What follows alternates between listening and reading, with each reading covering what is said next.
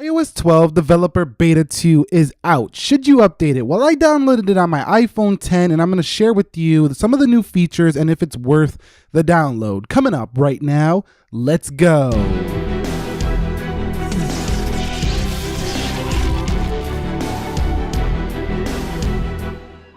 So what is up, guys? Nick here, helping you to master your technology, getting things started. iOS 12 Beta 1 16A 5288Q. I had 234.78 gigabytes. I want to show you how much storage I gained here with the update. So I gained about almost a gig there. So definitely gained some space with this update. So right off the bat, if you want some more storage back, you're going to get it here. There's a new build number, 16A 5308E for iOS 12 Beta 2. Okay, so first thing I noticed on Beta 2 was the new voice memo splash screen is now available for the device. You only see that one time anyway. Going into settings in battery, this is definitely a little bit touched up here. You can see that it looks different than before in Beta 1. And overall, I really like the way this is looking. I think it's going to get even better by the final release. So definitely going to be a little bit more detailed when it comes to checking out how you're using up your battery. Next up, in the Apple Photos apps, I noticed that it's a little bit more precise now. So I can actually search the date. So I'm going to go June 18th, for example, 19th. And that was actually today. I'm actually working on a photo comparison.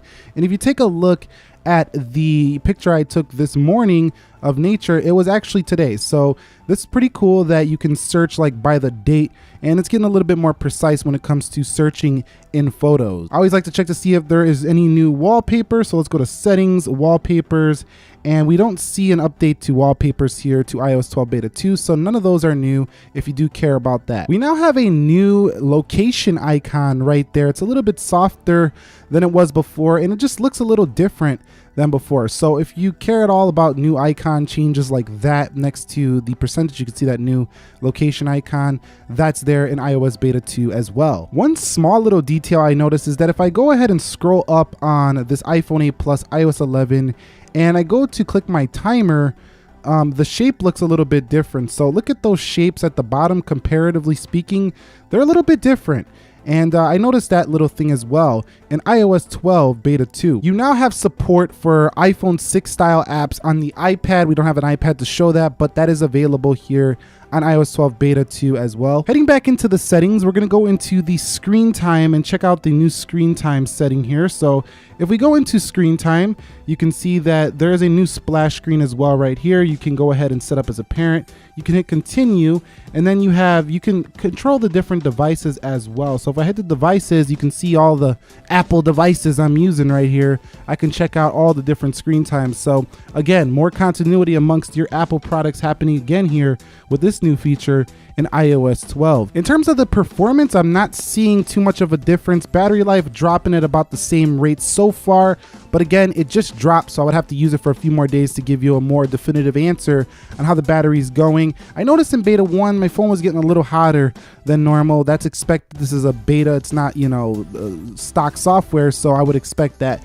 Twitter is still unfunctional, so if you want to use Twitter and you're not already logged in, if you logged out, you're pretty much out and you're not going to get into Twitter on your iPhone. Also, Netflix can present some issues, specifically when you are downloading certain movies. In addition to that, if you are going to be using voice memos, you might have syncing issues to iCloud. Group FaceTime is also a mess as well. So if you wanted to try out the new Group FaceTime application here for iOS 12 Beta 2, you're going to probably run into some issues. So the question is, should you update your iPhone to iOS 12 Developer Beta 2? If you're testing it, of course. If you're using it as a daily driver, I definitely would say hold off. This is clockwork right now for Apple. They got a few months left before the new iPhones. They're just getting things started right now, and there's going to be many more betas to come. So this is still developer, so you need to be a developer to use this. Public beta might even drop tomorrow. We never know. You know how they roll. Sometimes they drop the developer, then the next day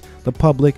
But 2 weeks later since Beta 1, this is Beta 2. And overall, I'm liking that they're just refining things so far. It's presenting a lot of new issues, But like I say, if you do have an iPhone on the side, you're just trying it out, of course, go for it, check it out. But if you're using it as a daily driver, definitely not. I've been trying to use this as a daily, and iOS 12 is just not ready for daily prime time, for me anyway. If you found this video helpful, enjoyable, entertaining, informing, do me a favor, click that like button for me. And if you have any video suggestions, comments, concerns, questions, drop them down below in the comment section of this video. Subscribe if you haven't already. Nick here, helping you to master your technology. Enjoy iOS 12 Beta 2. I'll catch you all in the next episode, and peace.